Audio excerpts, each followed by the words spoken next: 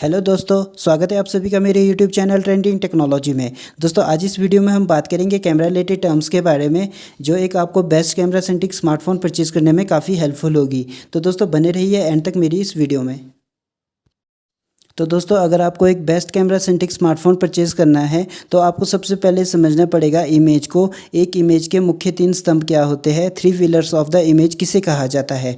दोस्तों इसमें सबसे पहला होता है एपर्चर, दूसरे को कहते हैं शटर स्पीड, तीसरा होता है आईएसओ। दोस्तों इस वीडियो में हम आज बात करेंगे एपर्चर के बारे में। एपर्चर क्या होता है, स्मार्टफोन के कैमरे में एपर्चर कहाँ होता है, कैसे काम करता है। तो दोस्तों आइए जानते हैं सबसे पहले एपर्चर को।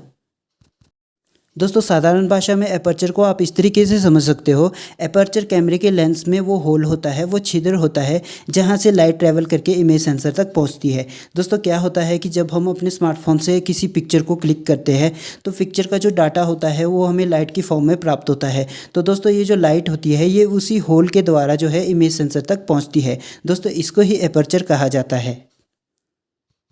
दोस्तों एपर्चर हमारी आंखों की पुतली की तरह होता है। जिस तरीके से हमारी आंखों में पुतली होती है और पुतली से रोशनी जो है हमारे कार्निया यानी कि रेटिना तक पहुंचती है, ठीक इसी तरीके से स्मार्टफोन के कैमरे के लेंस में एपर्चर काम करता है। स्मार्टफोन के कैमरे के एपर्चर से जो है लाइट वो ट्रैवल करके हमारे कैमरे के इमेज सेंसर तक पहुंचती है और कैमरा जो है उस इमेज सेंसर में पहुंचने वाली लाइट से ही तस्वीर को बनाता है।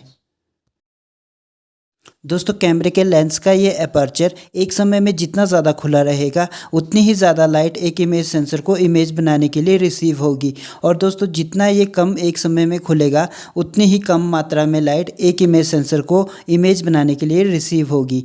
दोस्तों कैमरे के लेंस का ये एपर्चर अधिकतम एक समय में कितना खुला रह सकता है, इसको दर्शाया जाता है एफ़ नंबर से। और दोस्तों एक जानने वाली बात यहाँ ये रहती है, एफ़ नंबर का जो संबंध होता है वो कैमरे के लेंस के एपर्चर के साइज से उल्टा होता है। यानी कि जहाँ पर आपको एफ़ नंबर छोटा दिखाई देगा वहाँ कैमरे के लेंस का एपर्चर का साइज़ बड़ा होता है। और दोस्तों जहाँ पर एफ़ नंबर ज़्यादा दिखाई देगा वहाँ पर कैमरे के लेंस के एपर्चर का साइज़ जो है वो छोटा होगा।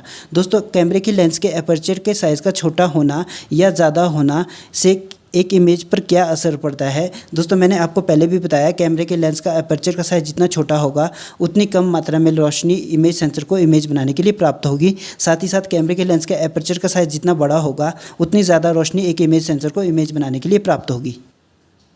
यानी कि दोस्तों हम इसे ऐसे समझ सकते हैं, एपर्चर के द्वारा हम एक इमेज सेंसर को मिलने वाली लाइट की क्वांटिटी को कम या ज़्यादा कर सकते हैं, एक कैमरे के लेंस के एपर्चर के साइज़ को कम या ज़्यादा करके।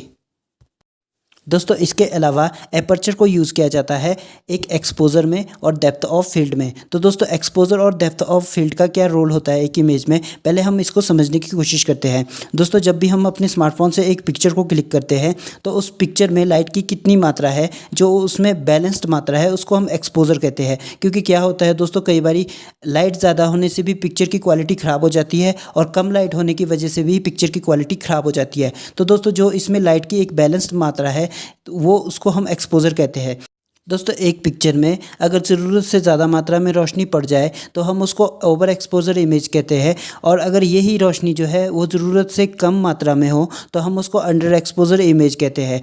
दोस्तों हम एफ़ नंबर को बढ़ाकर या घटाकर एक्सपोजर को कंट्रोल में कर सकते हैं। दोस्तों कैसे कर सकते हैं आइए समझते हैं। दोस्तों मान लो आप उस सिचुएशन में फ़ोटोग्राफी कर रहे हो जब आपके पास लाइट कम मात्रा में अवेलेबल है, या फिर आप नाइट फ़ोटोग्राफी कर रहे हो, तो इस सिचुएशन में आप क्या करोगे, एफ़ नंबर को घटा दोगे। दोस्तों एफ़ नंबर को घटाने से क्या होगा, एफ़ नंबर को घटाने से लेंस में एपर्चर का साइज़ बढ़ जाएगा और एपर्चर का साइज़ बढ़ने से वो ज़्यादा मात्रा में लाइट जो है इमेज सेंसर तक पहुँचाने में मदद करेगा। दोस्तों इसका अपोजिट हम डे लाइट फ़ोटोग्राफी में भी कर सकते हैं। अगर हम डे लाइट फोटोग्राफी कर रहे हैं या उस सिचुएशन में फोटोग्राफी कर रहे हैं जब हमारे पास ज़्यादा मात्रा में लाइट अवेलेबल है, तो हम एफ़ नंबर को बढ़ा देंगे। एफ़ नंबर को बढ़ाने से क्या होगा, लेंस में एपर्चर का साइज छोटा हो जाएगा और सीमित मात्रा में जो रोशनी है वो इमेज सेंसर तक जाएगी और इमेज सेंसर जो है हमें बेटर क्वालिटी वाली इमेज प्रोड्यूस करके दे देगा। तो दोस्तों इस तरीके से हम एपर्चर से एक्सपोजर को कंट्रोल में कर सकते हैं।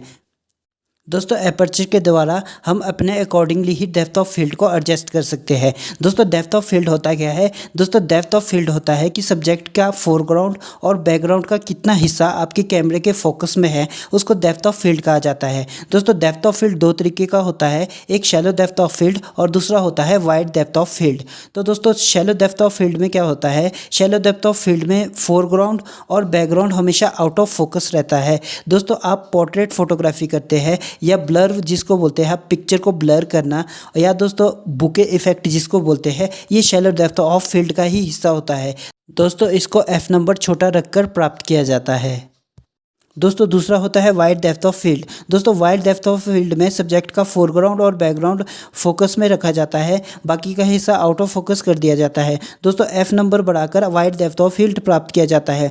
दोस्तों जब भी हम कोई मूवेबल थिंग्स की फोटोग्राफी करते हैं, जैसे उड़ती हुई चिड़िया की फोटोग्राफी, ये वाइड डेप्थ ऑफ फील्ड में ही की जाती है। दोस्तों लैंडस्केप में जो हमारे पास इमेज होती है वो वाइड डेप्थ ऑफ फील्ड में ही हमें प्राप्त होती है।